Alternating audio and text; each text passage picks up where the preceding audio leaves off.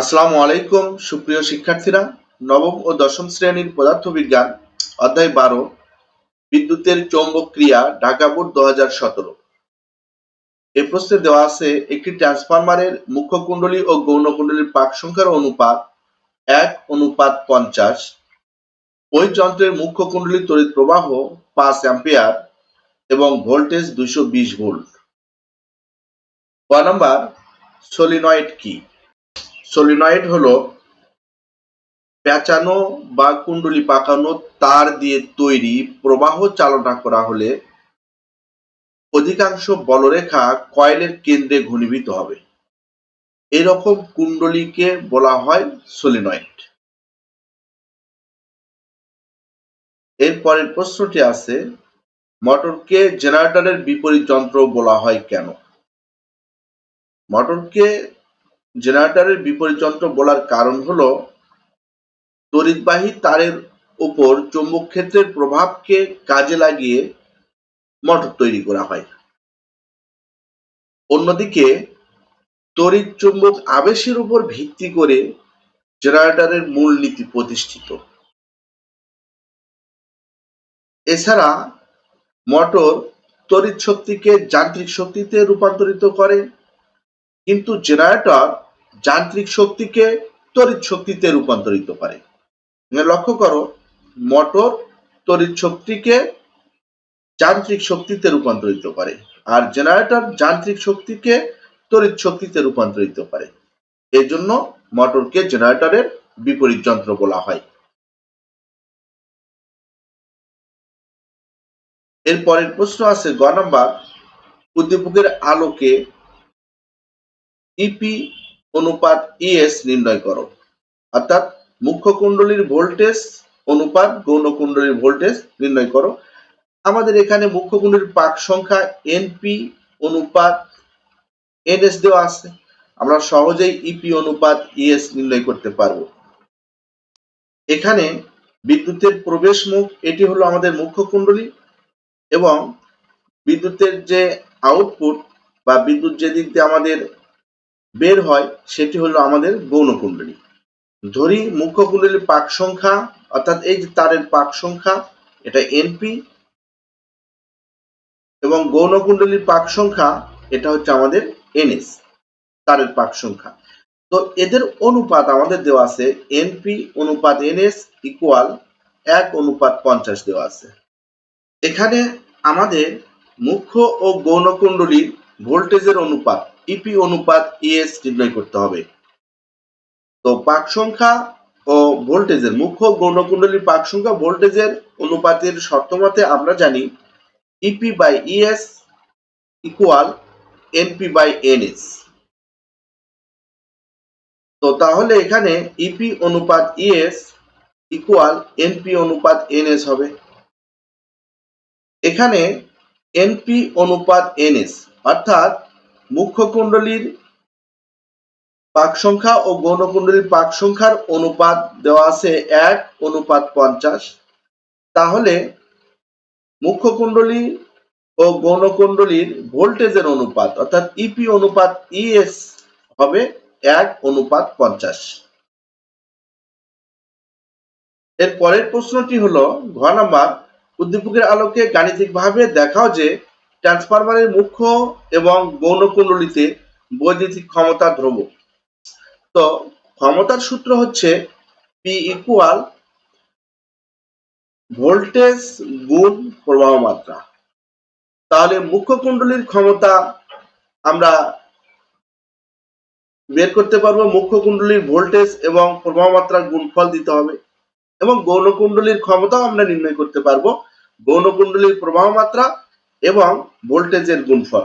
কিন্তু এখানে শুধুমাত্র মুখ্য কুণ্ডলীর প্রবাহ, তড়িৎ প্রবাহ এবং মুখ্য কুণ্ডলীর ভোল্টেজ দেওয়া আছে। তো আমরা মুখ্য কুণ্ডলীর ক্ষমতা, প্রবাহ এবং ভোল্টেজ গুণ করে সহজে বের করতে পারবো, কিন্তু আমাদের গৌণ কুণ্ডলীর প্রবাহ মাত্রা এবং ভোল্টেজ বের করে নিতে হবে ক্ষমতা নির্ণয়ের জন্য। তো প্রথমে আমরা এই গৌণ কুণ্ডলীর প্রবাহ মাত্রা এবং ভোল্টেজ আগে নির্ণয় করে নিব। তো এখানে আমাদের যেটা দেওয়া আছে সেটা হলো উদ্দীপক অনুসারে আমরা যা পাচ্ছি সেটা হচ্ছে মুখ্য কুণ্ডলীর তড়িৎ প্রবাহ আইপি ইকুয়াল 5 অ্যাম্পিয়ার এবং মুখ্য কুণ্ডলীর ভোল্টেজ ইপি ইকুয়াল 220 ভোল্ট। মুখ্য ও গৌণ কুণ্ডলীর পাক সংখ্যার অনুপাত দেওয়া আছে আমাদের এনপি অনুপাত এনএস সমান 1:50। তাহলে এই অনুপাত এটা থেকে অর্থাৎ এটা আমরা লিখতে পারি এনপি বাই এনএস ইকুয়াল 1/50। তাহলে গৌণ কুণ্ডলীর প্রবাহ মাত্রা আইএস এবং গৌণ কুণ্ডলীর ভোল্টেজ ইএস হলে আমরা পাক সংখ্যা মুখ্য গৌণ কুণ্ডলীর পাক সংখ্যার অনুপাত এবং মুখ্য গৌণ কুণ্ডলীর ভোল্টেজের অনুপাতের সম্পর্ক থেকে আমরা পাই EP by ES equal NP by NS. এটা হচ্ছে মুখ্য গৌণ কুণ্ডলীর ভোল্টেজের অনুপাত ও মুখ্য গৌণ কুণ্ডলীর পাক সংখ্যার তারের পাক সংখ্যার অনুপাতের সম্পর্ক। তো এখানে মুখ্য গৌণ কুণ্ডলীর পাক সংখ্যার অনুপাত দেওয়া আছে 1/50। তাহলে ইপি বাই ইএস ইকুয়াল 1/50 অর্থাৎ 1:50। তো এখানে আমাদের মুখ্য কুণ্ডলীর ভোল্টেজ আমরা পাচ্ছি কত 220 ভোল্ট। তাহলে মুখ্য কুণ্ডলীর ভোল্টেজ 220 ভোল্ট আমরা বসিয়ে দিলে আমরা সহজেই গৌণ কুণ্ডলীর ভোল্টেজ বের করতে পারবো।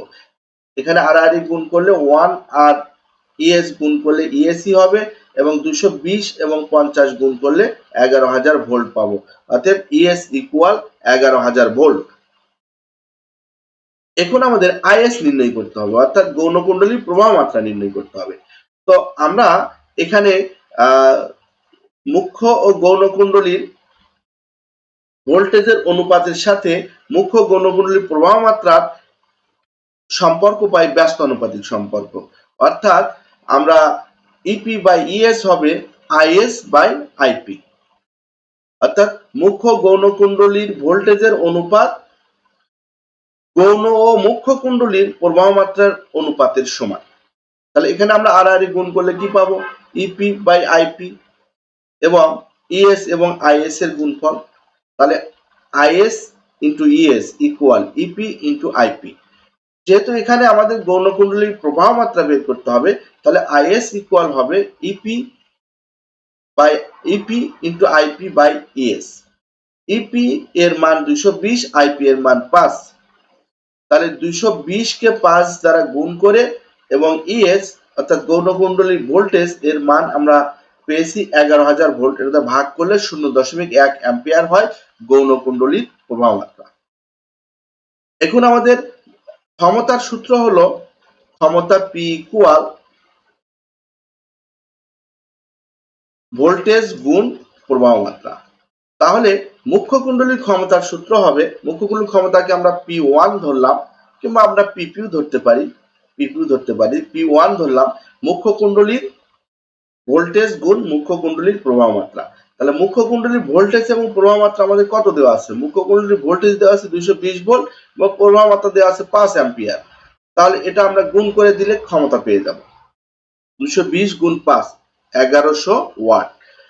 এবং গৌণ কুণ্ডলীর ক্ষমতার সূত্র পিএস আবার আমরা P2 ধরতে পারি P2 equal ES into is অর্থাৎ গৌণ কুণ্ডলীর ভোল্টেজ গুণ গৌণ কুণ্ডলীর প্রবাহ মাত্রা। তাহলে গৌণ কুণ্ডলীর প্রবাহ মাত্রা এখানে আমরা পেয়েছি 0.1 আর গৌণ কুণ্ডলীর ভোল্টেজ আমরা এখানে পেয়েছি 11000 ভোল্ট। তাহলে এখানে এই 11000 গুণ 0.1 করলে আমরা পাই 1100 ওয়াট। তো এখানে লক্ষ্য করো মুখ্য কুণ্ডলীর ক্ষমতা এবং গৌণ কুণ্ডলীর ক্ষমতার সমান অর্থাৎ P1 ইকুয়াল টু P2। অতএব উপরের গাণিতিক বিশ্লেষণ হতে বলা যায় যে ট্রান্সফরমারের মুখ্য গৌণ কুণ্ডলীর বৈদ্যুতিক ক্ষমতা একই থাকে বা ধ্রুব থাকে।